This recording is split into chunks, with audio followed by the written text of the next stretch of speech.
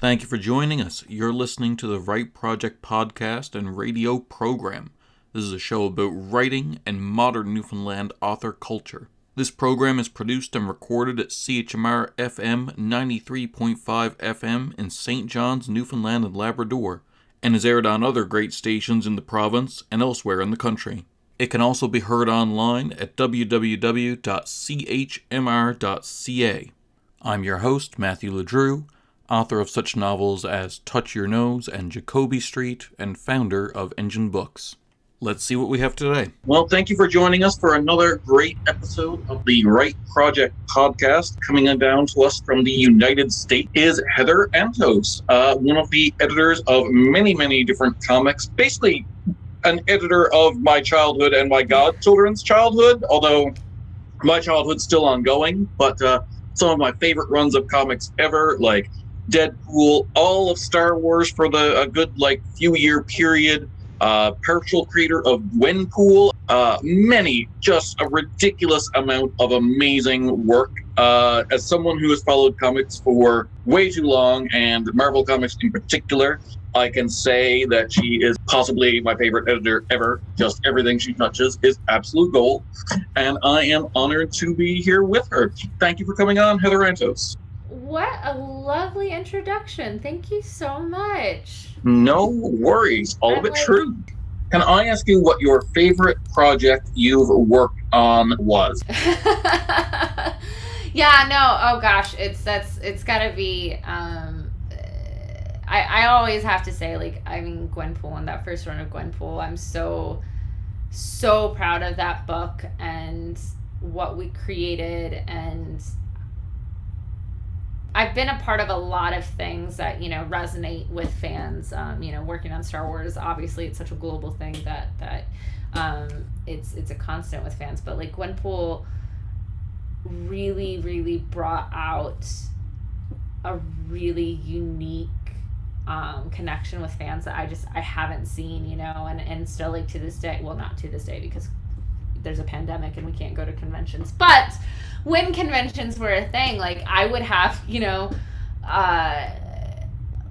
these middle-aged dads come up to me and just thank you. I have something I can read with my daughter. My daughter loves comics because of this. And that's part of, some of the stories and characters that I've worked on and has always been a huge focus of mine is I was never into superhero comics growing up. Because I never really felt like they were for me.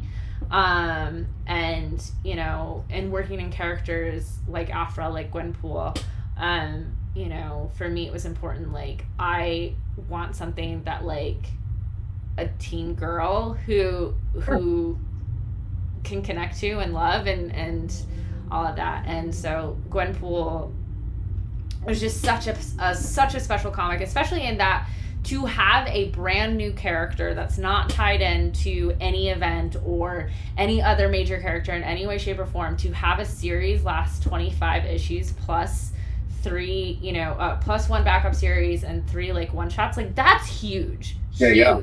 Gambit can't last, a series that long. Classic characters can't do that. And so that in and of itself is just super incredible, and I'm just so grateful to have been able to be a part of it and have the support to work on a comic like that. Actually, funnily enough, what you were saying there a second ago about it, guys that would come up to you and say, oh, I can have this for my daughter or read this with my daughter, it's gotten her into it. I started a few years ago. There was a friend of mine that I was talking to. I can't remember what it's about. I think it was about Modern Family or something like that, the TV show. And we were, I could not get some of the plot lines. I couldn't gel with it. And we were having a chat. One of the times, I'm having a drink. This is my oldest friend, Sarah Thompson. She's a writer too and stuff like that. And she has no problem telling me what an idiot I am sometimes, because I'm very often an idiot and I need to be told. But she was like, well, it's not for you. And it's just this moment of I'm way too old to have come to this realization, but that media was made sometimes for me and sometimes it's not. So I love Gwenpool and a couple other titles that were coming out at the same time, Miss Marvel, Dr. Aphra, a couple others. I started to purposely seek out things that weren't made for me. And it was really fun. Like, it's like, oh, okay, cool. And sometimes it's challenging in a way that, like, early reading was challenging, but I think that's important. Like, you know what I mean? Like, it's fun to be like, this isn't for me. Let's see if it can affect my point of view. It's fun. Yeah, it's weird. Other perspectives exist other than your own in the world, right? Like, Yes, it's something most people learn when they're 3. So that's it. It was I learned it when I was 30, so that was real impressive for me. Yeah. Yeah. No. Like that's. But what I think make Gwenpool so special, and that run in particular with Guru Heather and Chris Hastings, is the fact that I think, because like her identity is she's just a comics fan, like really that is who she is at the end of the day. Like, we all connect to that, we all resonate, we all see ourselves in her, and there aren't a lot of characters like that. There's a lot of characters that we aspire to be, right? Like Captain America is someone we aspire to be because he's just so good, and and Captain Marvel, and or you get like the characters like Wolverine, where he's like such a badass and you want to grab a beer, you want to be his friend. Yeah. But like Gwenpool just is us, and I don't think, like there was a time where like Peter Parker was that, and I think I always say like Kamala Khan is the new Peter Parker. She's the new everyday person, and so like we need heroes like that. We need characters like that where it's not someone that we just aspire to be, but it's someone that we can just see ourselves in now. Yeah, that is really cool. That's super important. I associate Gwenpool with you. I know that's ridiculous, but in a lot of ways, I'm like, oh, okay, it's this person. I know it's not, and I know from my own life that that's unbelievably can be insulting, and I hope it's not taken that way.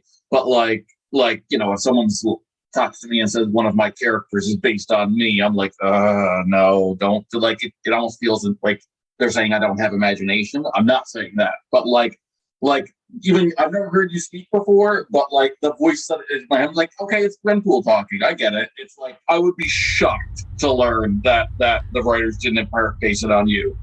No, I mean, she's not in any way, shape, or form. It definitely was a running joke for a long time, because when Gwenpool got her #1 in 2016, I did dye my hair to be like the Gwenpool like hair and everything, and that was just purely just for like fun. I was so excited, and be like a fun little like Twitter social media thing, but then it's become a thing with any creator that I work with that they sneak penguins into the pages, because I love penguins. Like, I'm obsessed with penguins. They're my favorite animal, and it's gotten to a point where like there are artists who work on books that I have nothing to do with that have stuck penguins in, and then just been like, Heather, look, here's a penguin.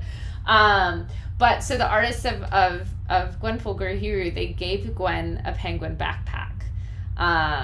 And like it's even made it to like the toys, like on the action figures, Gwen has a penguin backpack, which to me is like my greatest achievement ever in comics, is that the penguin backpack made the toys.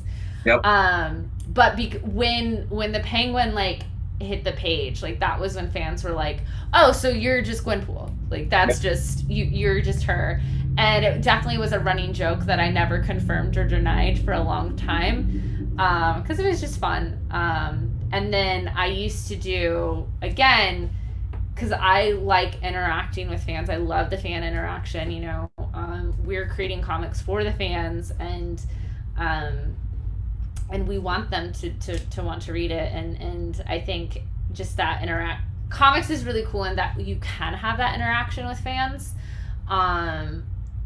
in a way that not a lot of other media can. And so I used to do, because Gwenpool's abilities were that she was interdimensional, essentially. She was a character from our world who ended up in the comics. She used to do Twitter takeovers and take over my Twitter account. and I would change my profile picture, I would change my header, I would change my bio, and like for an hour, Gwenpool would just like interact with the fans, and you could ask Gwenpool anything, and then I would take over my own Twitter account, and so like it was just all part of this like running thing. So that's really fun. Yeah, so there's definitely a little Gwen and me. Yeah. I think I'm a little more responsible than her, but yeah, it feels like I don't know if chaotic and neutral, is that the right? I hate the D&D shirts. I can't figure out what I am on them, or what anyone is on there. But yeah, they're maybe a little bit less chaotic. I can't picture her keeping anything on budget, but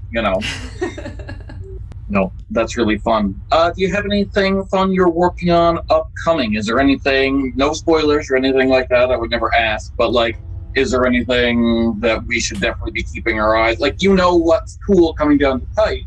Is there a project you're working on that you're like, keep an eye over there? You know what I mean? Definitely, yeah. So on the Star Wars front, I can't say what yet because it hasn't been announced, but for High Republic Adventures, there is a huge announcement coming out soon that is a first for all the High Republic content that is coming out right now. It's a pretty big deal.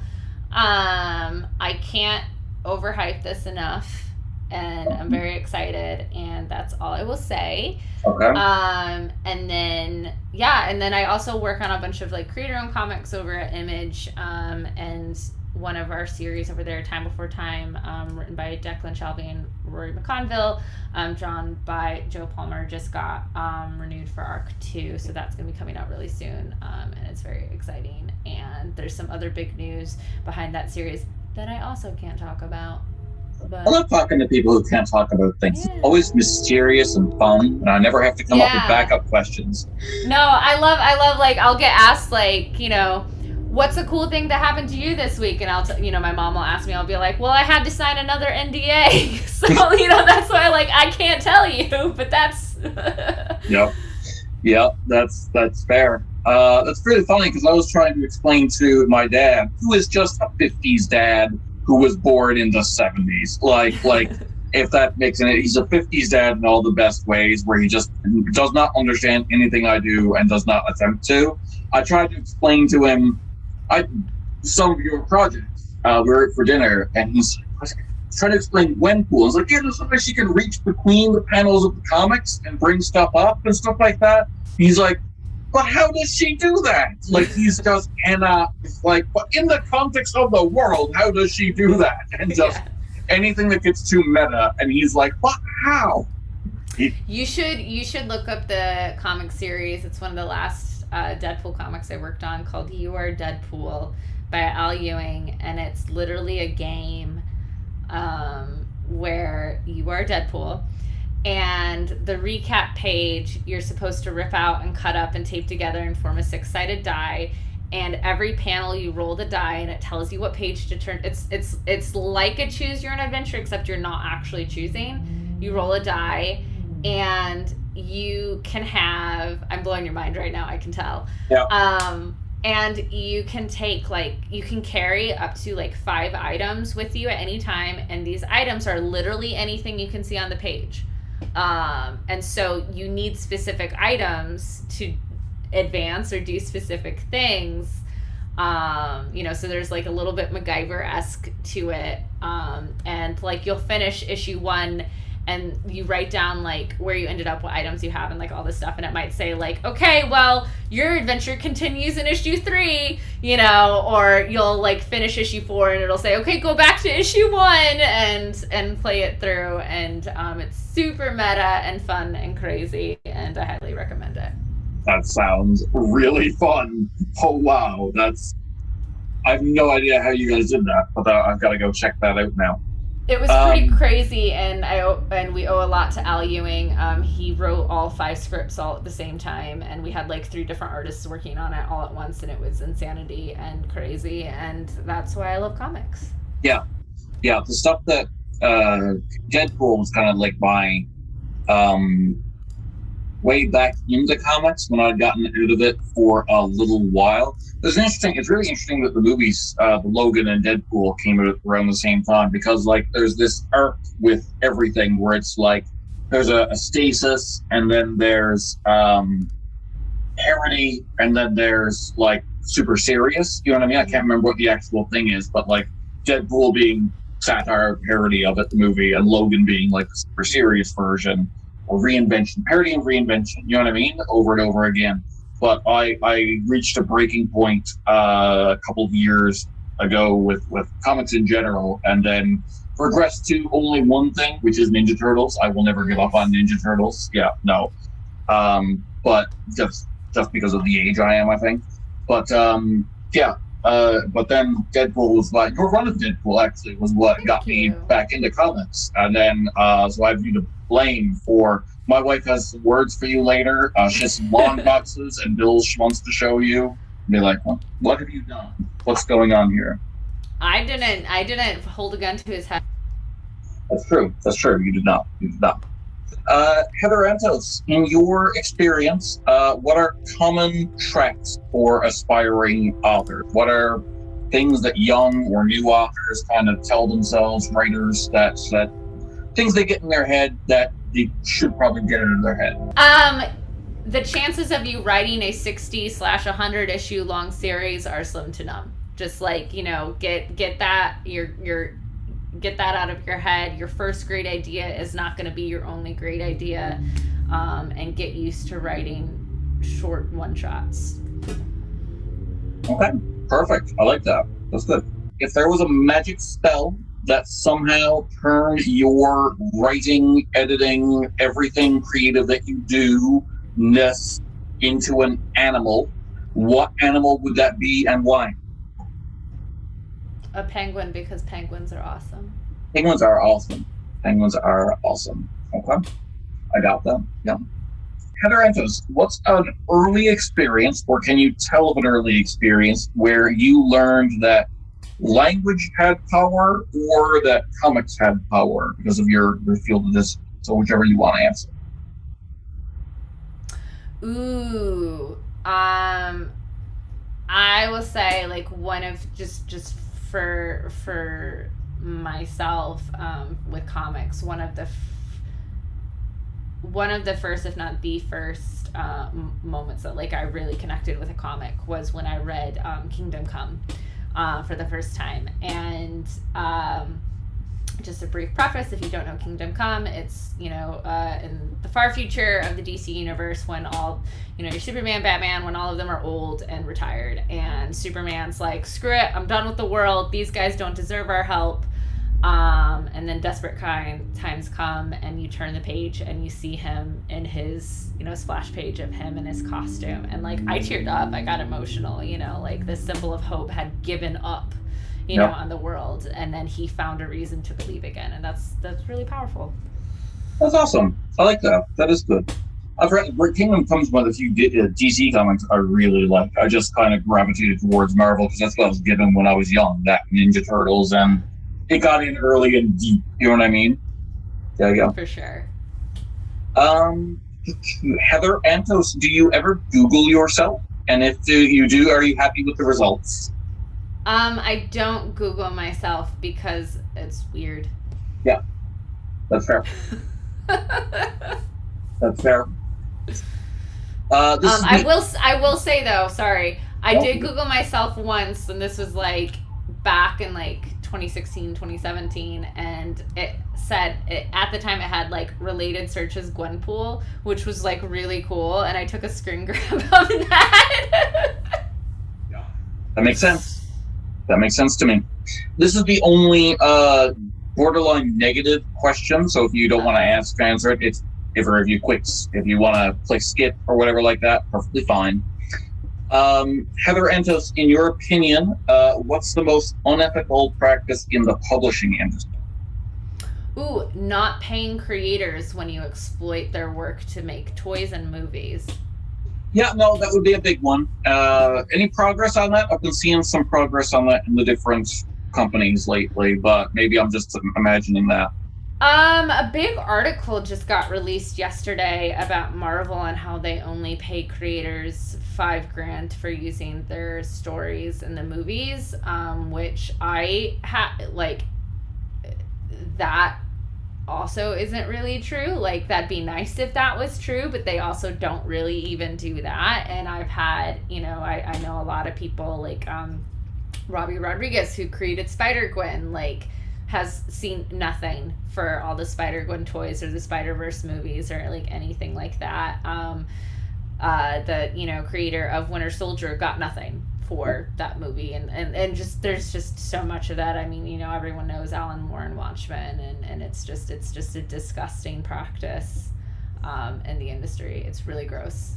Yeah, around the time that the Falcon and Winter Soldier TV show was coming out, I'd seen an interview with Ed Brubaker. I don't think that's how you pronounce his name, but he was saying that he got more for his guest spot in Winter Soldier than he did for the creation of it. Yep. Yeah.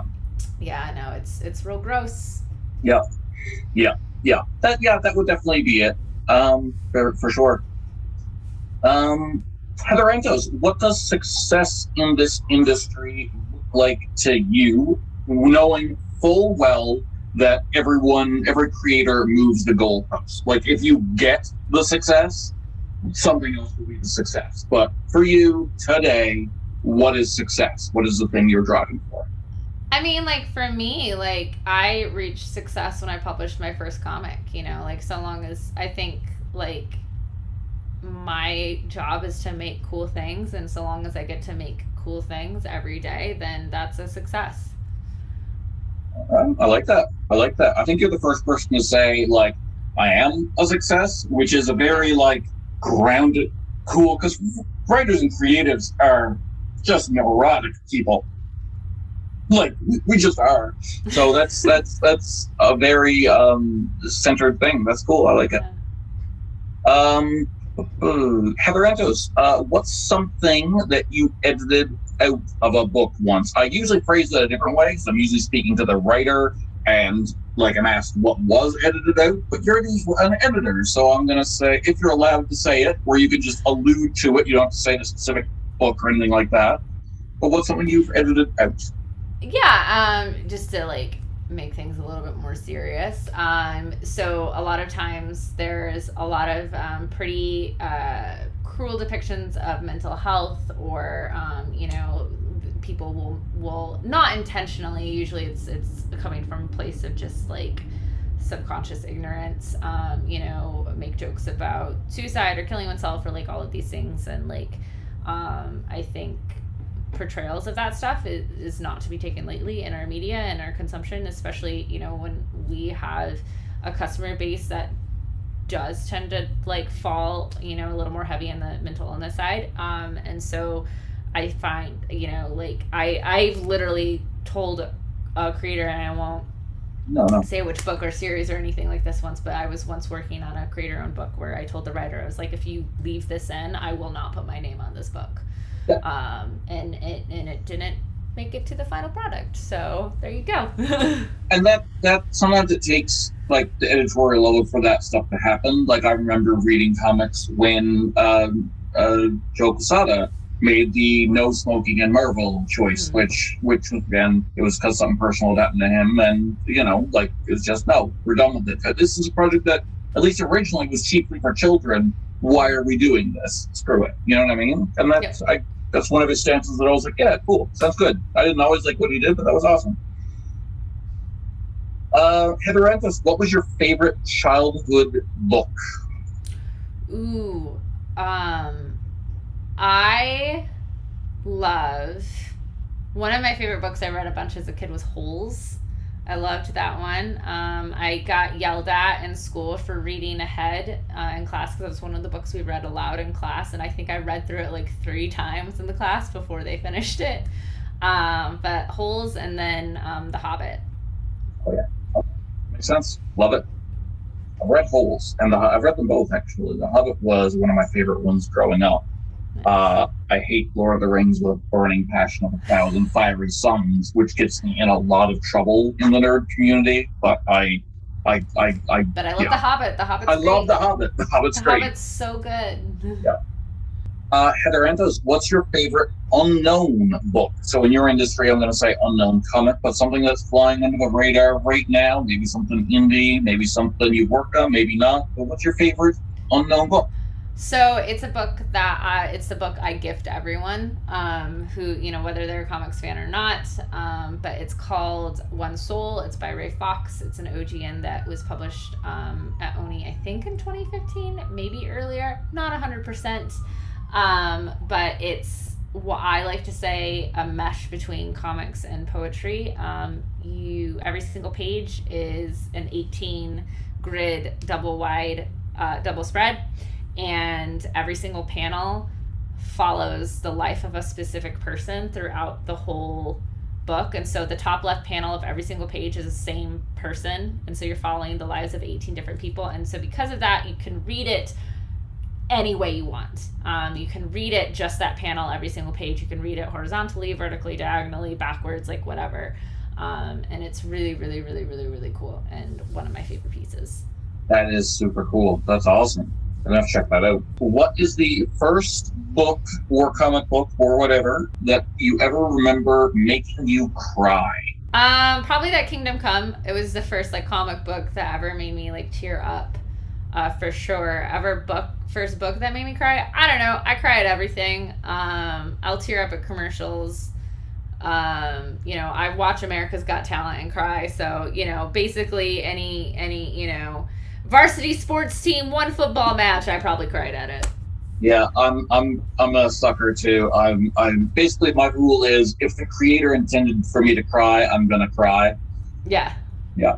I'm bad for that, or good for that, depending on how you value being in touch with your emotional side, I guess. What other creators are you friends with, and how do they help you be a better creative in this industry? Oh my gosh, I'm friends with, I think all my friends, not all my friends. I have a lot of friends that are creators. One of my best friends, he is actually a creative writing professor here in New York, but he's one of those people who he just likes to like things. And so I think because my job is to be a critic and essentially, and I look at things and how can they be better, and I'm always, tearing things apart. I like having and he and I have vastly different tastes and things, and so I think he reminds me and does a very good job of you don't have to take it so seriously, and just likes it, just like the thing, it's fine,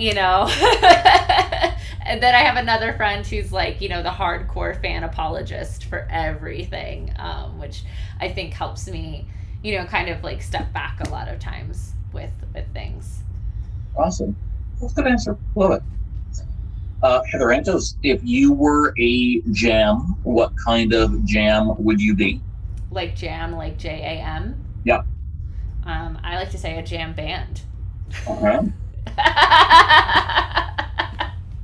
Okay. All right. Sounds good. Love it. Give you some wordplay. All right. Heather Antos, this is a question that I ask everyone, but it's strangely either appropriate or inappropriate with you, depending on. Perfect. But Heather Antos, what is your favorite comic book character? Gwenpool. Yeah. Okay. Of course. Yeah. Yeah, that makes perfect sense. I alternate. Right now, I'm on a big Silver Surfer kick. Nice. Yeah, for no reason whatsoever. But yeah. If I had to pick a character I'm not associated with, or not, I'll say Black Canary. Black Canary is one of my favorites. Black Canary is cool. Yeah. No. Thank you for real this time. Thank you so much for coming on. This has been wonderful. I'm sure all the listeners in the local college radio station and all that, and out there and the other stations locally that pick this up, because our show gets picked up, are going to just flip out because it's so fun, and it's so fun to talk to anyone who's it's fun to talk about anyone in the larger industry. We usually talk to people in the local industry a lot, but every so often we'll get someone from the larger pop culture industry, and it's always a big ooh, you know what I mean? It's fun. Yeah, Thank you so much for doing it. Anytime. I would love to come back. We'll figure it out. Awesome. Excellent. I'll have you for a weekly show. I'm joking. Perfect. All right. Have yourself a wonderful day. And yeah, thank you so much again for doing this. Yeah, thank you. Thank you.